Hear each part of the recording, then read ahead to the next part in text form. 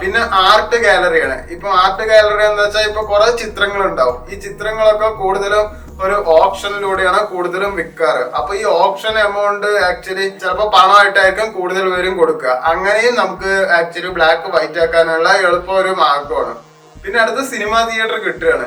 Cinema theatre ഉണ്ടാക്കി കഴിയുമ്പോൾ എന്താ ഗുണം എന്താ വെച്ചാൽ ടിക്കറ്റ് വിറ്റ കാശ് നമുക്ക് കാണിക്കാൻ പറ്റും. അത് സിനിമ ഹിറ്റ് ആയാലും ഫ്ലോപ്പ് ആയാലും ഒരു പ്രശ്നമില്ല.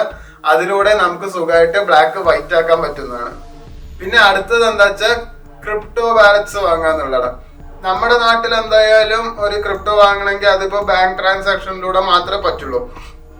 പക്ഷെ പല രാജ്യത്തും നിങ്ങൾക്ക് ക്യാഷ് കൊടുത്തിട്ട് ഒരു ക്രിപ്റ്റോ കോയിൻ വാങ്ങണ ഏർപ്പാട് ലോകത്ത് പല രാജ്യത്തും ഉണ്ട്.